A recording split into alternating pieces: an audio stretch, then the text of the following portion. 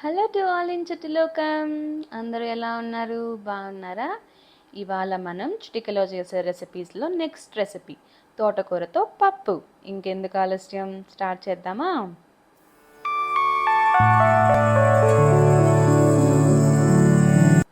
దీనికోసం మనం ఆకుకూరని నీట్గా క్లీన్ చేసి పెట్టుకోవాలి. ఇప్పుడు పచ్చిమిరపకాయలు, ఆనియన్స్, టొమాటోస్ కట్ చేసుకొని పెట్టుకోండి. అలానే కందిపప్పు కూడా తీసుకోండి. ఇప్పుడు ఒక విజిల్ కుక్కర్ తీసుకొని అందులో మనం కట్ చేసి పెట్టుకున్న అది అన్నీ ఒకటి తర్వాత ఒకటి వేసుకోండి. ముందుగా తోటకూర వేసుకొని ఇందులో ఇప్పుడు కందిపప్పు, అంటే ఇది ఒక 1 కప్ కందిపప్పు, అంటే ఒక హాఫ్ గ్లాస్ కందిపప్పు అనమాట. ఇది ఒక 10 మినిట్స్ అలా నానపెట్టుకోండి. అంటే మనం అది నానపెట్టి మిగతావన్నీ కట్ చేసే లోపల అది నానిపోతుంది. ఇందులో ఇప్పుడు ఒక 12 పచ్చిమిరపకాయలు, అండ్ తర్వాత ఒక 2 టొమాటోలు అనమాట, ఒక చిన్నగా కట్ చేసుకొని వేసుకోండి. అలానే ఒక ఫుల్ ఆనియన్, మీరు ఒక ఫుల్ ఆనియన్ వద్దు అనుకుంటే ఒక హాఫ్ ఆనియన్ వేసుకొని ఇంకో హాఫ్ ఆనియన్ కావాలంటే తాలింపు కోసం ఉంచుకోండి. నేను మాత్రం ఒక ఫుల్ ఆనియన్ వేసాను. ఈ క్వాంటిటీ మొత్తం మనకి ఒక 5 to 6 పీపుల్కి సరిపోతుంది ఇప్పుడు నేను చేసేది. అండ్ ఇప్పుడు చింతపండు వేయండి. చింతపండు ఏంటి అంటే, నేను మా అమ్మమ్మని అడిగేదాన్ని, మా ఎంత కూరలో ఎంత చింతపండు వేయాలి అంటే, ఆమె చింతపండు ఇంత అని చెప్పకుండా, అంటే మన గ్రామ్స్ అంటే మనమేమి కొలవం కదా, ఆమె ఏం చెప్పేది లెమన్ అంత, ఒక నిమ్మకాయ అంత, లేకపోతే ఒక ఉసిరికాయ అంత, ఒక చిన్న రేక్కాయ అంత, ఇలా చెప్పేదన్నమాట.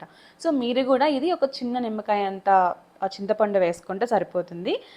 దాంతోపాటు ఒక స్పూన్ పసుపు వేసుకొని ఒక 1.5 గ్లాస్ వాటర్ వేసుకోండి. ఇప్పుడు ఇదంతా కొంచెం లైట్గా అలా మిక్స్ చేసేసి, నేను మీకు ఒకటి చెప్పడం మర్చిపోయాను. మీరు విజిల్ పెట్టే ముందు ఇందులో ఒక ఫ్యూ డ్రాప్స్ ఆయిల్ వేశారు అంటే మీకు పప్పు చాలా త్వరగా ఉడికిపోతుంది. ఇప్పుడు ఒక 5 to 6 విజిల్స్ వచ్చిన తర్వాత మనం మూత తీసి మనం చెక్ చేసుకోండి. ఇప్పుడు మనకి బాగా ఉడికిపోయింది అంటే ఓకే, లేదు అంటే ఇంకొక 1 విజిల్ 2 విజిల్స్ అలా పెట్టుకోండి. ఇప్పుడు మనకి పప్పు బాగా ఉడికిపోయి ఉంటుంది కదా, అందులో సాల్ట్ వేసి ఇప్పుడు ఒక ముద్దకం తీసుకొని ఉన్న ఎనర్జీ మొత్తం పెట్టి బాగా రుద్దేసేయండి దాన్ని.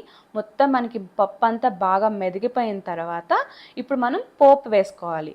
దానికోసం ఒక చిన్న కడాయిలో ఆయిల్ వేసుకొని ఆయిల్లో ఆవాలు, జీలకర్ర, అలానే కొంచెం మెంతులు వేసుకొని మనం కట్ చేసుకున్న ఆనియన్ వేసుకోండి. ఒక హాఫ్ ఆనియన్ అయితే సరిపోతుంది.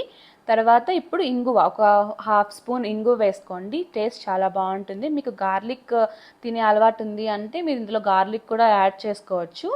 ఇక్కడ ఏంటి అంటే, మనకి పప్పు టేస్టీగా ఉండాలి అంటే ఆనియన్స్ ఖచ్చితంగా ఎర్రగా వేగాల్సిందే. సో మీరు కొంచెం బాగా ఆనియన్స్ ఫ్రై చేసుకుంటే మీకు ఆ ఫ్లేవర్, ఆ స్మెల్ చాలా బాగుంటుంది. సో ఇప్పుడు మనం ఆ పోపుని మన పప్పులో మిక్స్ చేసేసి బాగా మిక్స్ చేసేసాము అంటే మన పప్పు రెడీ అయిపోతుంది. చూసారా ఎంత ఈజీగా అయిపోయిందో? ఇది చాలా ఈజీగా చేసేసుకోవచ్చు. 1 పాట్ రెసిపీ ఆల్మోస్ట్. చాలా హెల్దీగా ఉంటుంది అండ్ టేస్టీగా ఉంటుంది. సో ఇలాంటి రెసిపీస్ కోసం ప్లీజ్ ఫాలో చిట్టిలోకం. అండ్ మీకు ఈ రెసిపీ నచ్చితే ప్లీజ్ లైక్ చేయండి, షేర్ చేయండి, అలానే కమెంట్ చేయండి. Thank you.